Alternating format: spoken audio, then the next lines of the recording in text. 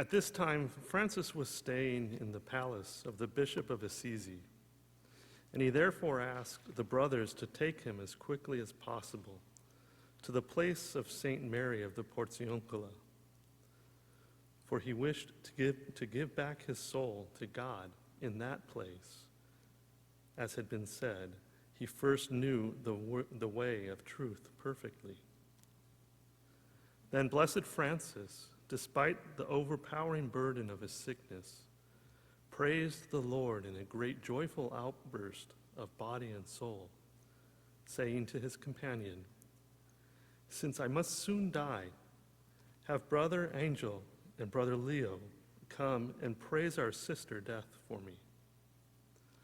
Both arrived, and forcing back their tears, sang the canticle of Brother Sun, and of the other creatures which St. Francis had composed during his sickness for the glory of God and for the consolation of his soul and of that of the others. While therefore the brothers were weeping very bitterly and grieving inconsolably, the Holy Father commanded that bread be brought to him. He blessed and broke it and gave a small piece to each one to eat. Commanding also that a book of the Gospels be brought, he asked that the Gospel according to St. John be read to him from the place that begins before the feast of the Passover. He was recalling that most holy supper which the Lord celebrated as his last supper with his disciples. He did all of this in reverent memory of that supper, showing thereby the deep love he had for his brothers. Reading from the Holy Gospel according to John. Glory to you, O Lord. Before the feast of the Passover, Jesus knew that his hour had come to pass from this world to the Father. He loved his own in the world, and he loved them to the end. The devil had already induced Judas, son of Simon the Iscariot, to hand him over. So during supper, fully aware that the Father had put everything into his power, and that he had come from God and was returning to God, he rose from supper and took off his outer garments. He took a towel and tied it around his waist. Then he poured water into a basin and began to wash the disciples' feet and dry them with the towel around his waist. He came to Simon Peter, who said to him, "Master, are you going to wash my feet?" Jesus answered and said to him, "What I am doing you do not understand now, but you will understand later." Peter said to him, "You will never wash my feet." Jesus answered him, "Unless I wash you, you will have no inheritance with me." Simon Peter said to him, "Master, then only my feet. Then not only my feet, but my hands and head as well." Jesus said to him, "Whoever has bathed has no need except to have his feet washed, for he is clean all over. So you are clean, but not all." For he knew who would betray him. For this reason, he said, "Not all of you are clean." So when he had washed their feet and put his garments back on and reclined at table again, he said to them, "Do you realize what I have done for you? You call me teacher and master, and rightly so, for indeed I am. If I, therefore, the master and teacher, have washed your feet, you ought to wash one another's feet. I have given you a model to follow, so that as I have done for you, you should also do. Amen, amen, I say to you, no slave is greater than his master, nor any messenger greater than the one who sent him. If you do this, blessed are you if you do it." The gospel of the Lord. Praise to you, Lord Jesus Christ.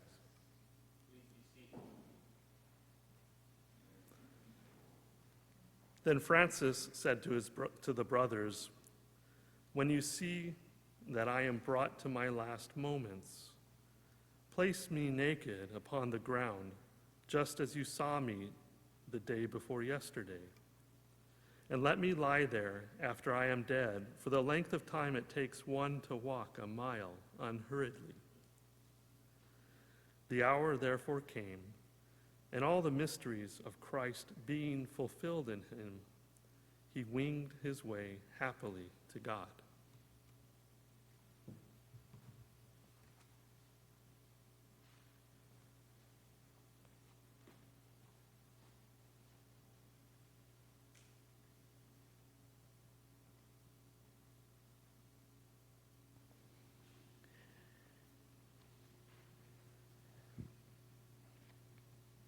Every family has its traditions. The Franciscan family is no exception.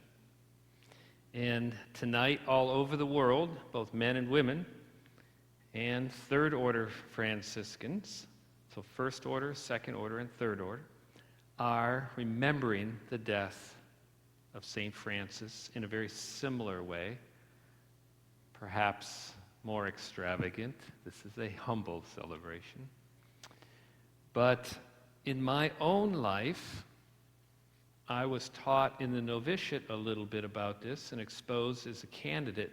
But my first real memory of the Transitus, and that it being a very special night where God spoke, or St. Francis taught me a lesson, was pretty much my first year after novitiate, when I was teaching at Bishop Montgomery.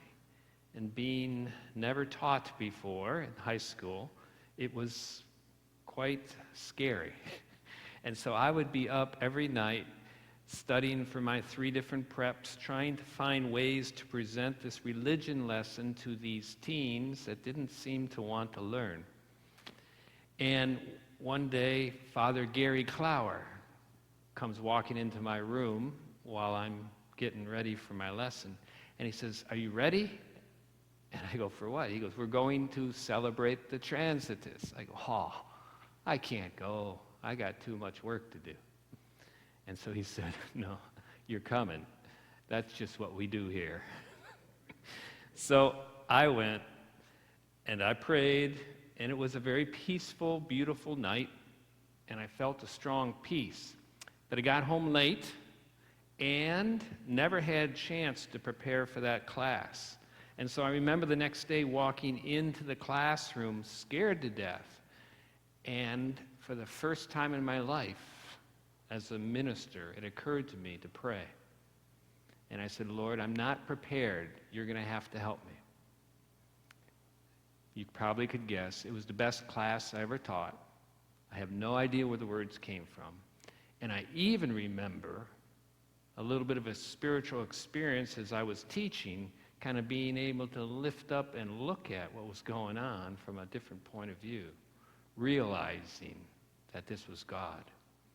And the lesson St. Francis taught me, I think, is to learn how to depend on God. The second reading was about the stigmata of St. Francis.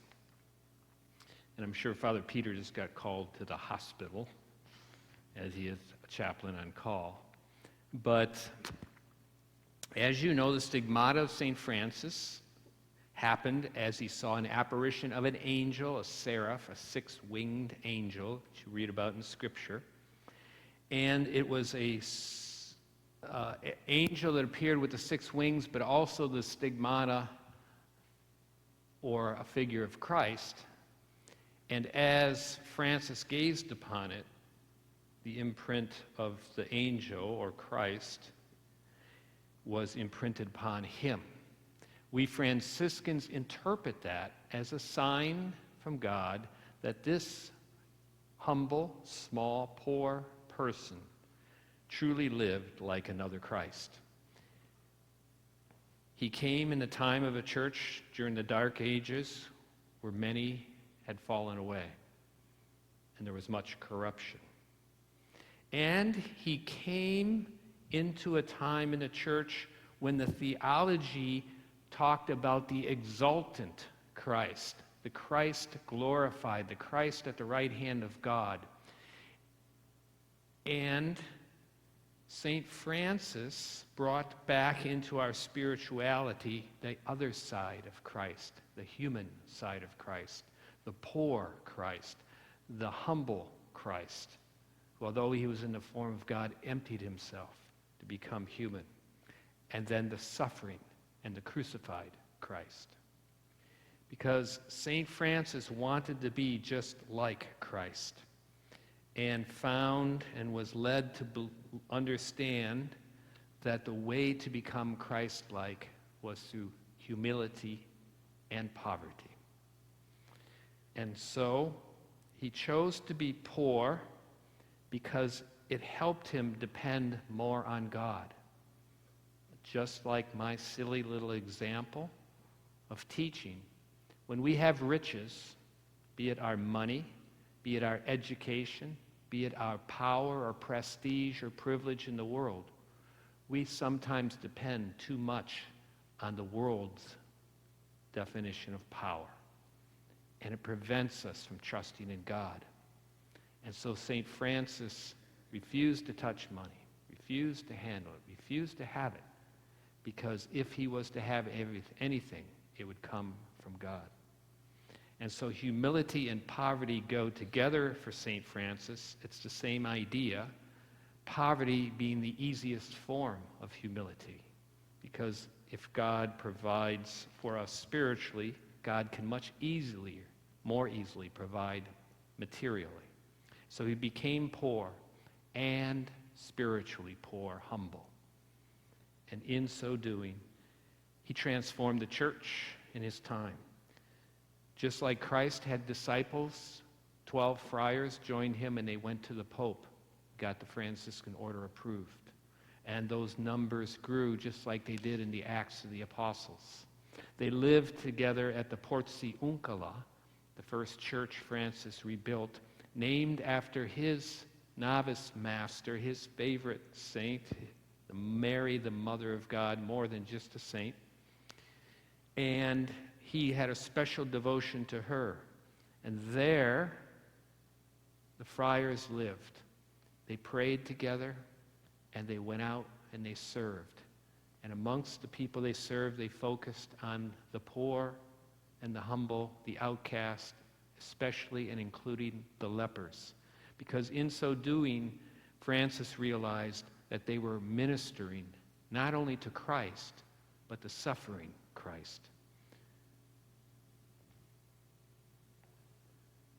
And as many people followed him, the women began to follow and created a second order. Married people wanted to follow too and created the third order.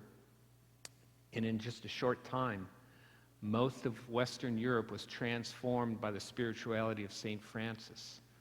And the secular Franciscans or third order Franciscans refused to take up arms. And so the feudal system fell apart.